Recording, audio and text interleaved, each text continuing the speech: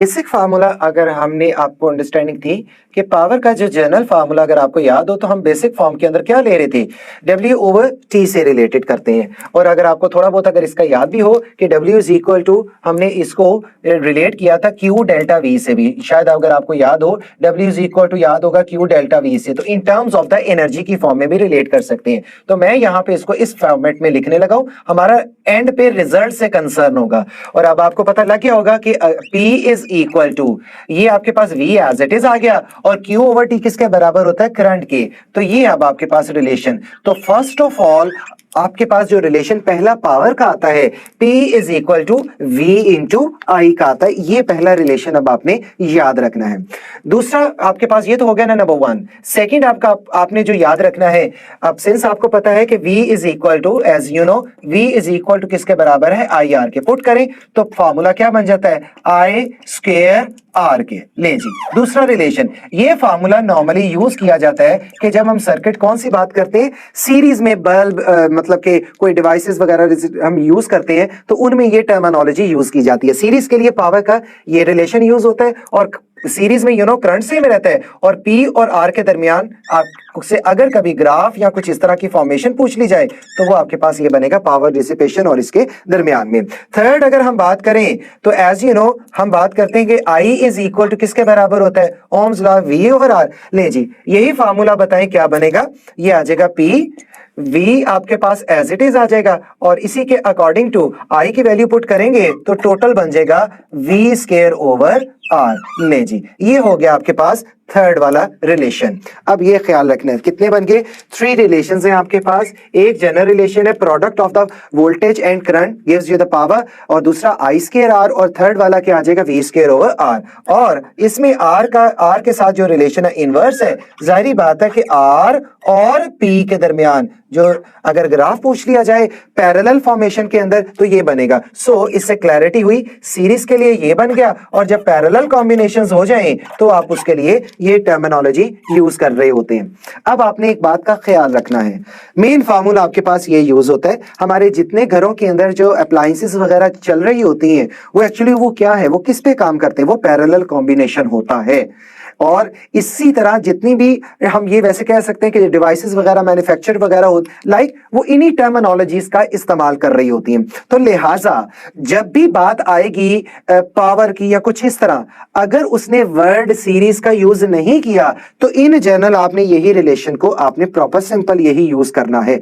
हाँ अगर मेंशन कर दिया कि ये दो चीजें हैं और सीरीज में लगी हैं तब मुझे फिर इस तरह की फॉर्म में जाना पड़ेगा। वो फिर डाटा पे डिपेंड करेगा कि वो डाटा कौन सा दिया है ताकि ये वाला फार्मूला लग जाए। पैरेलल में पोटेंशियल कांस्टेंट है वोल्टेज तो ये आ जाएगा P और R का इनवर्स, इसमें करंट है तो P और R के दरमियान डायरेक्ट। मैं फिर अपनी बात को रिपीट कर रहा हूं प्लीज, जब भी क्वेश्चन आता है हम कंफ्यूज रहते हैं कि ये यूज करें ये यूज करें। पहली बात है डाटा खुद ही बता देता है, अदरवाइज जब जनरली कुछ बात नहीं है, आप अपनी बुक की एग्जांपल्स भी देखें तो उसने अगर कुछ मेंशन नहीं किया कुछ नथिंग एल्स तो ये हमारे पास पर्टिकुलर रिलेशन होता है P is equal to V square over R use कर किया जा रहा होता है। एक दो सवाल करते हैं फिर हम चलते हैं कि ये ब्राइटनेस बल्ब की हम अगर करें तो वो हम किस तरह कर सकते हैं। मैं आपसे पहले बिल्कुल जनरल सा एक क्वेश्चन शेयर कर लेता हूं, जल्दी से मुझे बता दीजिएगा। ये एक आपके पास क्वेश्चन है, मैं डॉट लगा रहा हूं ताकि this one is 20 ohm resistance है और 10 वोल्ट जो है वो बैटरी है। तो मैं बताता हूं कि बताइएगा इस सर्किट के अंदर पावर डिसिपेशन यानी कि पावर की वैल्यू बताइएगा। ये एक रफ सा मैंने अप टू द मार्क नहीं बस एक रफ सा आपसे एक क्वेश्चन शेयर किया, तो बताएं इसके लिए अब आप क्या करेंगे। मुझे फौरन नजर आ रहा है वोल्टेज है और ये है तो सिंपल मुझे पता लग गया, कंडीशन यूज कर लें P is equal to V square over R, तो उसके मतलब हो जाएगा 10 इंटू 10 ओवर R की जो भी वैल्यू है वो आपने पुट कर देनी है। ये इससे कैंसिल आउट हो गया और ये आपके पास 5 आ गया। तो आपको यूनिट तो पावर का पता ही है, वो आपके पास इसमें किस फॉर्म में लेना, आपने वॉट की फॉर्म में लेना होगा। सेकंड क्वेश्चन की तरफ चलते हैं। बिल्कुल इसी तरह ही मैं वैसे जनरल, ये सिर्फ प्रैक्टिस के लिए not up to the mark, मैं वैसे जनरली आपसे पूछ रहा हूं कि ये पॉजिटिव नेगेटिव, लेट सपोज इसको मैं कहता हूं कि ये 20 वोल्ट है और इसको मैं कह देता हूं कुछ भी लाइक कर दे, इसको आप कह दें जी ये 50 ओम है और लेट सपोज ये 5 ओम है। जी बताइएगा P को हमने फाइंड आउट करना है। तो वंस अगेन अब इसके लिए आपने क्या करना है, since P is equal to once again gain over R, ये आ जाएगा इक्विवेलेंट। जहन में एकदम से बात आएगी कि शायद ये सीरीज में है तो ये आ जाएगा आपके पास करंट और ये फॉर्मेशन बन जाएगी, तो हम इसके अकॉर्डिंग टू जो वैल्यू है वो क्या फाइंड आउट कर सकते हैं। तो वी स्क्वायर का मतलब हो जाएगा यहाँ पे आप कर दीजिए 20 इंटू 20 ओवर आर इक्वलेंट 15, और ये भी मैं क्योंकि सीरीज में है तो सीरीज में ऐड करते हैं, मैं डायरेक्ट लिख रहा हूँ जी, ये वैसे कैंसिल आउट हो जाएगा। मैं बाकी यहाँ पे आ जाता हूँ, ले जी पावर की वैल्यू कितनी आ जाएगी आपके पास 20 वॉट आ जाएगी। अब आप सोचेंगे कि हमने वी स्क्वायर ओवर आर लगा दिया है तो I square over R, I square R ये क्यों नहीं लगा सकते। चले इसको भी चेक कर लें कि अगर हम ये यूज करना चाहते हैं आई स्क्वायर आर की, तो इसके लिए पहले आपको आई निकालना होगा। आई होता है वी ओवर आर, लेकिन यहाँ पे वही बात आर इक्विवेलेंट, पहले करंट निकाल लें। ये आ जाएगा 20 और आर ये आ जाएगा ये भी 20, ये आ जाएगा जी 1 एम्पेयर। इसमें पुट करें जी P इज इक्वल टू 1 का स्क्वायर इंटू आर इक्विवेलेंट, जो भी आपके पास लाइक वो फॉर्मेशन है वो आपके पास क्या आ जाएगी, वो 15, और टोटल मैं चूंकि पावर फाइंड आउट करना चाह रहा हूं तो वो आ जाएगी आपके पास 20, तो इसका आंसर भी आपके पास क्या आ जाएगा 20। अब आप कहते हैं कि P is equal to VI वाली रिलेशन यूज करें तो पूरे सर्किट में जो पावर डिसिपेशन की बात हो रही है तो V is equal to V की वैल्यू कितनी आ जाएगी आपके पास 20 है, और I की वैल्यू आपके पास ऑलरेडी निकाली 1। तो आपने गौर किया क्या हो रहा है सब के अंदर, तो पूरे सर्किट में जब पावर किसी भी फार्मूला को मैं यूज कर रहा हूं तो एक जैसा ही आंसर आ रहा है। तो मैंने इतनी मेहनत क्यों करनी है, मेरे पास पता है कि मेरे पास V है और R है, तो ऑलरेडी मैं डायरेक्टली इसको इजीली क्या कर सकता हूं, फाइंड आउट किया जा सकता है। तो I hope so formula relation है V square over R I square R. मैं फिर बोल रहा हूं, जब भी जनरल कोई बात होगी, वोल्टेज गिवन है, रेजिस्टेंस गिवन है, तो सिंपल आपने क्या यूज करना है, वी स्क्वायर ओवर आर। हाँ वो एक्सेप्शनल केस होगा कि जी डिवाइसेस सीरीज में लगी हैं, तब वो एक डिफरेंट कंडीशन है, लेकिन आपने देखा कि इसको भी हमने इसी तरह इसको रिजॉल्व कर लिया। अब आते हैं कुछ चीजें होती हैं जैसे कि ब्राइटनेस, ठीक है, ये मैं थोड़ा सा आपको आइडिया दे दूं कि ये एक जनरल एक्स्ट्रा फॉर्मेशन में चला जाएगा, क्योंकि अगर ऐसा क्वेश्चन बाय चांस, क्योंकि हमें उस चीज के लिए भी प्रिपेयर रहना है कि अगर कोई चीज अननोन आ जाए, वैसे तो ऑलरेडी जो सिलेबस है उसी के अकॉर्डिंग ही चीज आ रही होती है, कोई अननोन कोई ऐसी चीज आ जाए, ये थोड़ा सा एक डिफरेंट है। अगर आपको अंडरस्टैंडिंग इसकी हो जाए तो वेल एंड गुड, और समटाइम्स होता है कि वो अंडरस्टैंडिंग बाज़ नहीं हो रही होती, क्वेश्चन कर करके बाद में समझ आती है, तो ये हम थोड़ा सा हम बता देते हैं तो इसकी अंडरस्टैंडिंग आ जाए तो ठीक है, अदरवाइज हमने जो अभी तक पीछे रिलेशंस किए हैं उन्हीं से रिलेटेड जो है वो क्वेश्चन वो आ रहे होते हैं। ब्राइटनेस टर्मिनोलॉजी, ब्राइटनेस जो वर्ड है मैं दोनों फॉर्मेशन के अंदर बता देता हूं। एक आपके पास जो है वो सीरीज है और ये एक आपके पास क्या है, पैरेलल है। अब ये ब्राइटनेस किसकी मैं बात करने जा रहा हूं, ये ब्राइटनेस ऑफ बल्ब की बात करने जा रहा हूं, ठीक है, ये मैं ब्रैकेट में लिख भी देता हूं, एक्चुअली मैं बल्ब्स की बात करने जा रहा हूं जो कि उसकी ब्राइटनेस को रिप्रेजेंट करेंगे।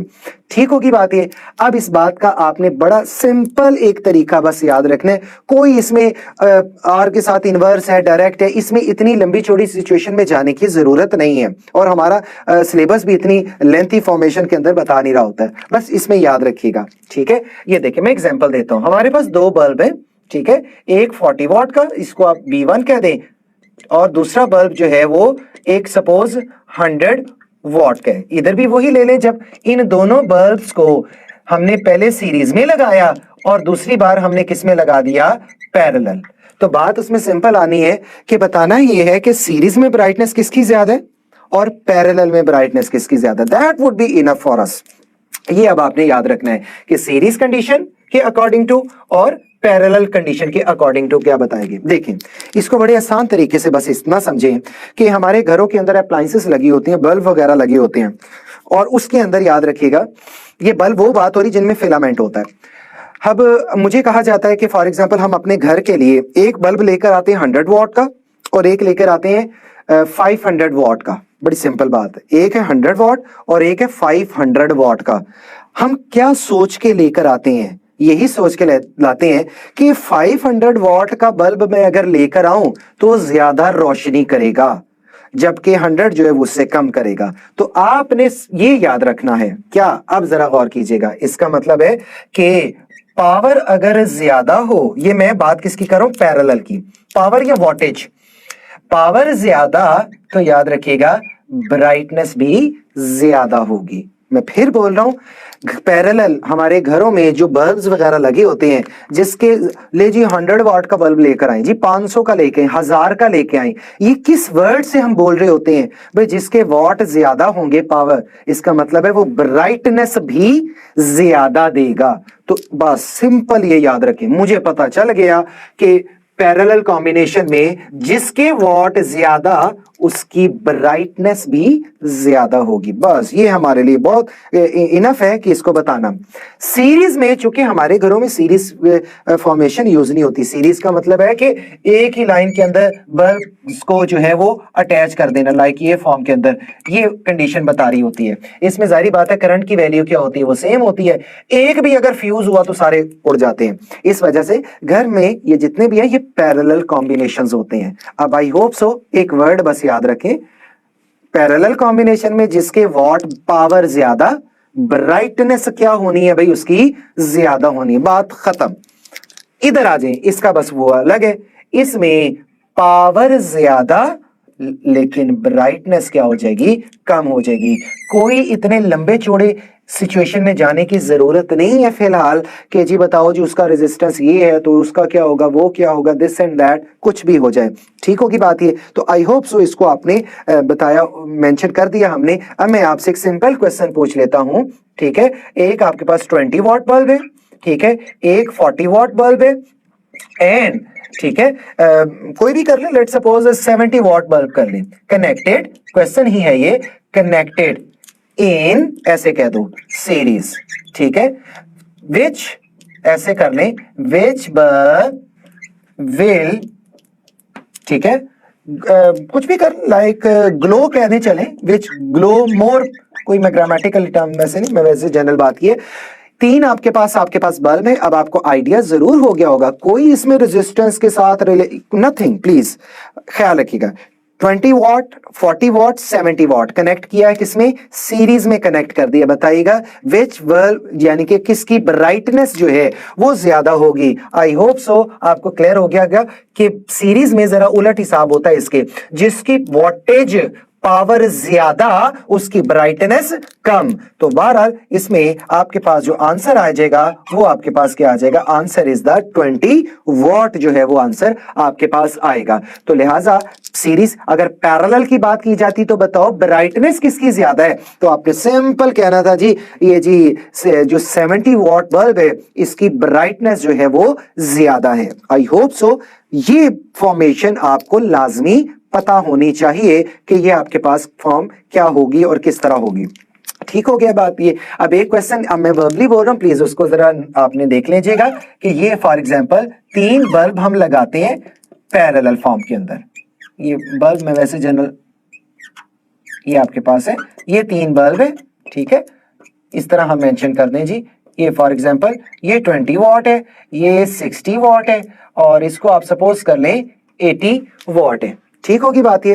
अब जाहिर बात है कि हमने तीनों के तीनों जो है वो बल्ब लगाए हैं। क्वेश्चन मेरा ये है, ठीक, क्वेश्चन ये है कि if 80 watt bulb, if 80 watt bulb gets fused, अगर वो फ्यूज हो जाए, ठीक है, देन आपने बताना ये है, then the brightness of remaining, यानी कि the brightness of the remaining, the then brightness कह दें, ऐसे कह दें, ब्राइटनेस ऑफ रिमेनिंग बल्ब्स, जो भी उसमें मेंशन हुआ होगा, रिमेनिंग बल्ब्स विल, ठीक है, alpha option increase, beta option decrease, Charlie बस ये रहने दे, रिमेन सेम। जी आंसर इसका क्या हो सकता है? अगर इसको जो है वो हम फ्यूज कर दें या कोई भी इसके साथ हुआ हो तो क्या होगा? बस सिंपल सी बात है, क्या होगा?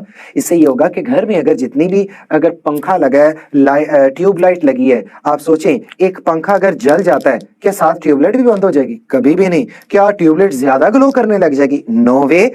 पैरेलल कॉम्बिनेशन में हर एक को अपने अपने वोल्टेजेस मिल रहे होते हैं, तो पैरेलल में कोई अगर एक चीज फ्यूज हो जाए ना तो बाकी के ऊपर कोई इफेक्ट नहीं पड़ता। तो आंसर इसका सिंपल क्या आ जाएगा? सी आ जाएगा, चार्ली। हाँ, अब मैं पूछता हूं कि अगर यही फॉर एग्जांपल ये 20 वॉट है, वही बात ये 60 वॉट है और ये 80 वॉट, अब बताओ कि अगर ये वाला फ्यूज हो जाए, what would happen to the remaining bulbs? Obviously they will not glow. Will not glow, क्योंकि एक ही लाइन के साथ वो अटैच है। यहां से तो चलो करंट जा रहा है, इसको मिल रहा है, इसको मिल रहा है, बस इतना होगा, इधर नहीं जाएगा, दोनों को तो मिल रहा है ना, प्रॉपर पैरेलल वोल्टेजेस मिल रहे हैं। तो लिहाजा इस कंडीशन को आपने याद रखना है। इस सवाल को भी नोट डाउन कर लीजिएगा। ये मेरा मैकेनिज्म, इस चीज का लाजमी आपने प्रॉपरली ख्याल रखना है कि कंडीशन क्या आएगी। Is that clear? ठीक है, तो इसमें अब आपने ये नोट डाउन जरूर कर लीजिए। अब आते हैं एक छोटा सा मैं एक्स्ट्रा टॉपिक आपसे शेयर करने लगा हूं। अभी क्वेश्चन पे जाएंगे ना, तब आपको पिछला वाला जो भी हमने टॉपिक किया, मैंने बताया था स्टार्ट में, ये पावर ब्राइटनेस ये जस्ट कंफ्यूज करते हैं, तो क्वेश्चन से हम ज्यादा अच्छे तरीके से भी समझेंगे। बस वही 3 फार्मूलाज आपने याद रखने हैं, फिर मैं मैक्सिमम पावर पे भी आऊंगा जो आपका प्रॉपर हमारे यूएचएस के टॉपिक का पार्ट है। अब मैं थोड़ा सा पहले बताता चला जाऊं उसी तरह कॉम्बिनेशंस के बारे में। ये जरा आपने इसको नोट डाउन भी कर लेना है। कॉम्बिनेशंस की जब हम बात करेंगे उसी तरह कौन कौन से कॉम्बिनेशंस होते हैं, एक सीरीज है और ये पैरेलल है। ऑब्वियसली जब बात कर रहा हूं कॉम्बिनेशन, तो कॉम्बिनेशन मैं वही बात कर रहा हूं, मैं ब्रैकेट में लिख देता हूं शॉर्ट फॉर्म में, हम वर्ब्स के कॉम्बिनेशन की बात ही कर रहे हैं। ओके अब हमने बात करनी है कि सीरीज कॉम्बिनेशन क्या होता है और पैरेलल कॉम्बिनेशन क्या होगा। ये बात नहीं, मैं पहले पैरेलल का बता देता हूं। नंबर ऑफ वर्ब्स जो है वो लेट सपोज पैरेलल अटैच है, तो पैरेलल के लिए याद रखिएगा वही बात, P1 प्लस P2, सिंपल हम एड अप करते जाते हैं इनको, बिल्कुल उसी तरह Pn तक।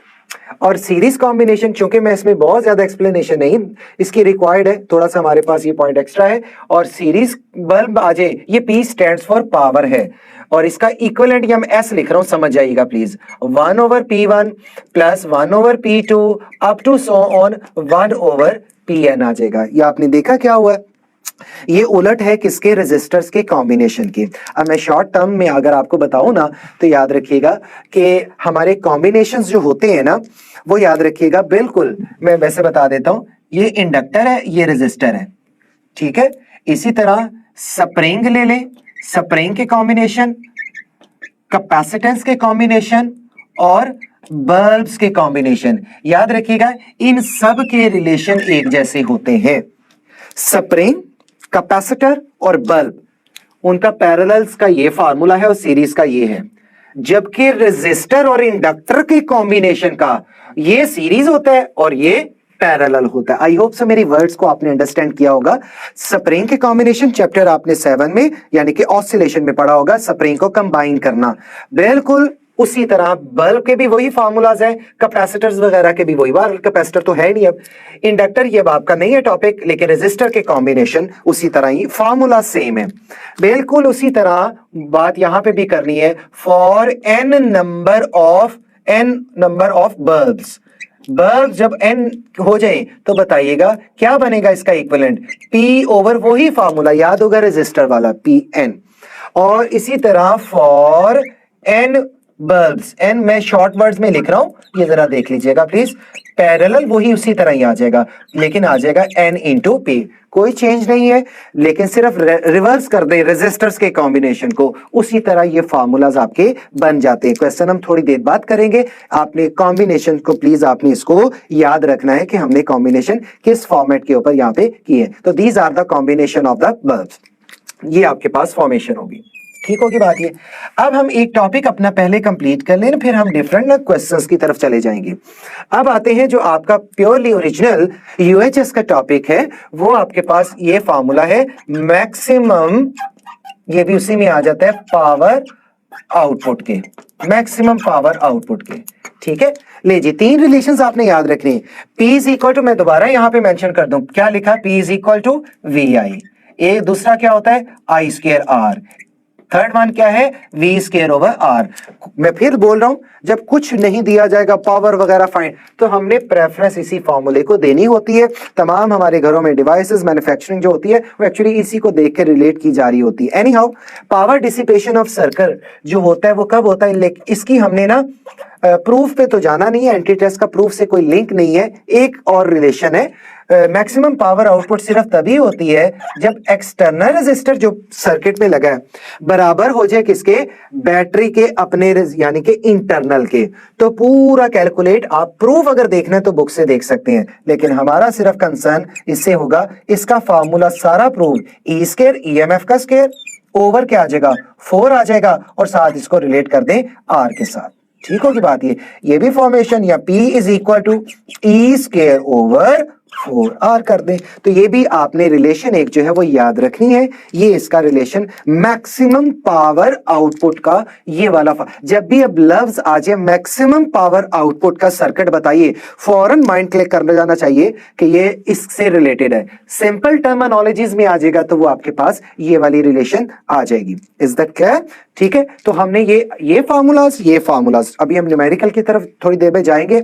मैं आपसे अब कुछ क्वेश्चन शेयर करने लगा हूं, लेकिन थोड़े से वो टफ होंगे। आई होप सो आप उसको ट्राई जरूर कीजिएगा। डायग्रामेटिक है तो चेक करते हैं, लेट्स सपोज, लेकिन ये मिक्स होगा थोड़ा सा, ठीक है। वो ये नहीं कि प्योरली पावर से रिलेट हो जाए, मैं थोड़ा सा इसको डिफरेंट एक्चुअली इस सेंस में करूंगा। तो आपने ये क्वेश्चन नोट लाजमी कर लीजिएगा। ले जी, मैं एक डायग्राम बना रहा हूं, ठीक है, कोई भी आप रिलेट कर लें।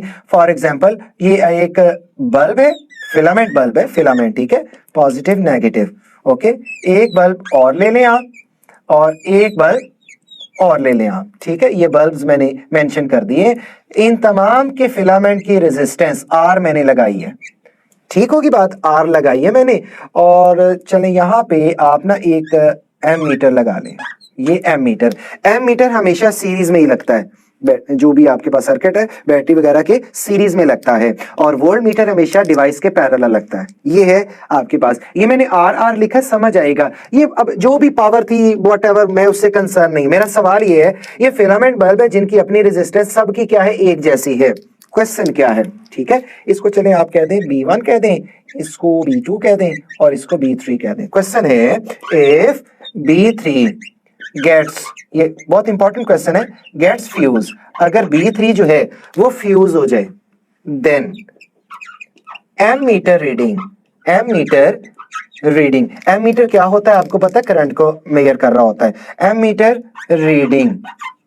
मीटर रीडिंग यहां लिख रहा हूं, विल क्या होगा, ऑप्शन में यहां लिखते जाऊंगा, will increase, beta decrease, Charlie same. ये सेम प्लीज समझ आएगा, मतलब है रिमेन सेम, ठीक है। ये है क्वेश्चन, इंपॉर्टेंट क्वेश्चन। आई होप सो मैं ट्राई करूंगा कि आपको अंडरस्टैंडिंग हो जाए, मैं, ठीक है। इस वक्त एम मीटर की जो भी रीडिंग है व्हाटएवर, हमें इससे कंसर्न नहीं है, ओके। का क्वेश्चन ये है कि अगर ये फ्यूज हो जाए तो पूरी रीडिंग में फर्क क्या पड़ेगा, मुझे बताइएगा, खुद बताएं। एम मीटर क्या मेजर करता है, करंट, ठीक है, और करंट का रेजिस्टेंस के साथ क्या रिलेशन है, इनवर्स, ऑब्वियसली पैरेलल है ना, वोल्टेज तो same, I is equal to V over R, तो R के साथ उसका रिलेशन इनवर्स है, ये पता चल गया। अब मुझे ये पता चला कि अगर रेजिस्टेंस कम हो जाए, करंट ज्यादा तो एमीटर रीडिंग भी ज्यादा, रेजिस्टेंस बढ़ जाए, करंट कम सर्किट में, तो एमीटर रीडिंग भी कम हो जाएगी। अब मैं आपसे एक पॉइंट शेयर करने लगा हूं, मैं सोल्यूशन की तरफ जा रहा हूं। मुझे पहले बताओ, तीनों बल्ब है ना, तीनों पैरेलल हैं, इन तीनों पैरेलल का जरा बताएं, जरा कंबाइंड इक्विवेलेंट रेजिस्टेंस क्या होगी। हम कहेंगे R ओवर N, यानी कि R ओवर 3 हो गया। यहां तक आई थिंक समझ आ गई।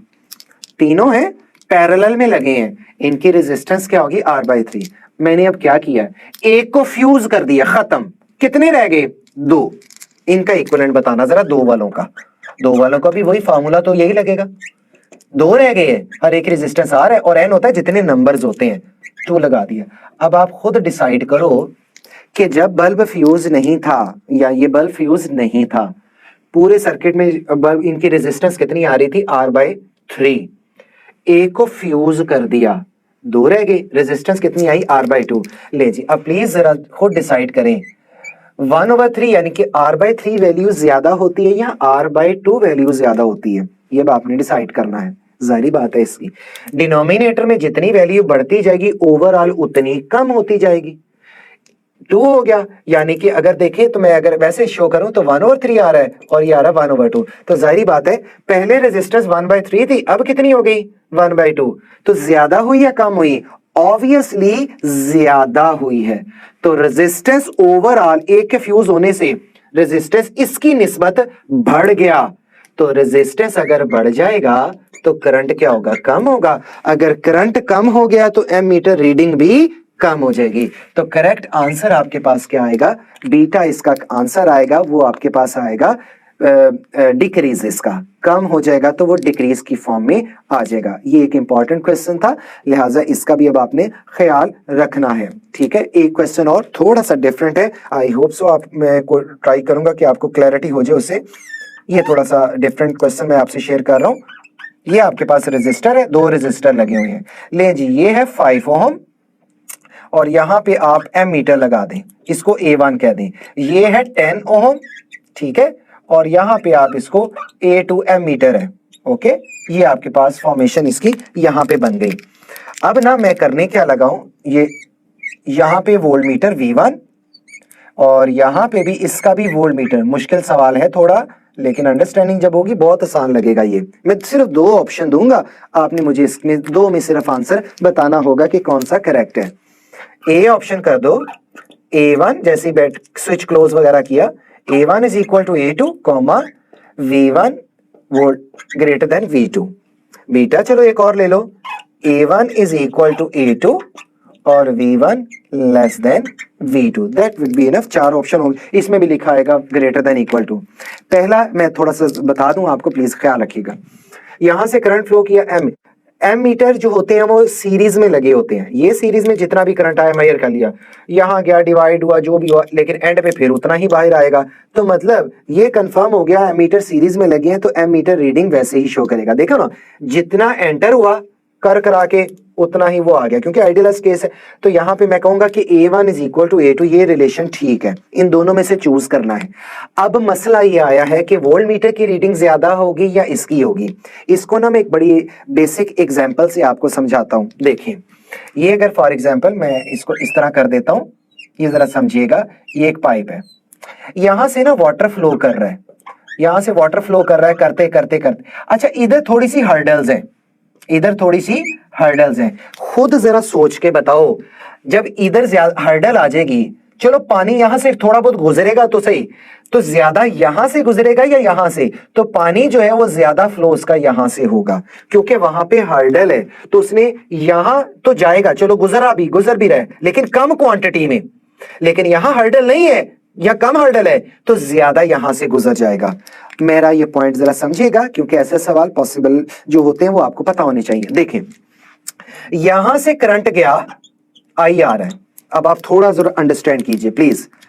ये है 5 ओम और ये है 10 ओम।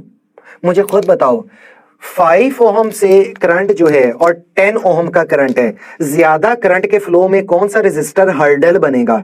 10 ओम वाला। कम कौन बनेगा? ये। ठीक है, करंट इसमें से चलो पास हुआ, लेकिन इसमें से भी पास होगा। इसमें वोल्ट मीटर की रीडिंग जो भी आ जाए, फॉर एग्जांपल करते करते अब करंट यहां आ चुका है। अब क्या करना है? इसने ये वाला करंट ज्यादा रोका है, यहां पे करंट आ रहा है। मैं फिर बोल रहा हूं, यहां से करंट आया, 5 ओम है, इसने ये कम हर्डल बना, करंट इधर से भी जाएगा, इधर से भी जाएगा, इधर से जो गया वोल्ट मीटर ने अपनी रीडिंग शो कर दी। लेकिन 10 ओम वाले ने ज्यादा रोका, अब करंट ने गुजरना तो है ही है। जब ये 10 ओम इसको रोकेगा तो वो भाई कहेगा मैं यहां से क्यों जाऊं, मैं यहां से, इसके पास एक और रास्ता है, तो वो यहां से कम गुजरेगा और ज्यादा क्वांटिटी यहां से गुजरेगी। जब यहां से ज्यादा क्वांटिटी गुजरेगी, फौरन वोल्ट मीटर की रीडिंग बढ़ जाएगी। मैं फिर बोल रहा हूं, करंट आया, 5 ओम से गुजरा, इधर से भी गुजरा, रीडिंग शो होगी। इधर आया, लेकिन यहां 10 ओम है, इसने करंट को ज्यादा रेजिस्ट किया, नहीं गुजरने दिया ज्यादा, तो वो करंट, मैक्सिमम करंट यहां से गुजर के जाएगा। जब वो फिर इस पाथ को फॉलो करेगा तो V2 की रीडिंग फिर इसके कंपैरेटिवली तो ज्यादा ही होगी। तो मैं ये कहूंगा कि इसका आंसर जो बनेगा वो बीटा बनेगा। तो थोड़ा सा जरा लेंथी हो गया, इसको आप नोट कर लीजिएगा। जब अगर अंडरस्टैंडिंग नहीं होती दोबारा देख के शेयर कर लीजिएगा लाइव चैट में या ये वो। तो हम यहाँ पे आते हैं, हम ये वाला तो लाजमी आपने करना है, ये क्लैरिटी है, तो आप इस नहीं है तो नोट प्लीज जरूर कर लीजिएगा। फर्दर हमने कॉम्बिनेशन ऑफ बल्ब भी बता दिए और इस फॉर्मेशन को भी हमने बता दिया।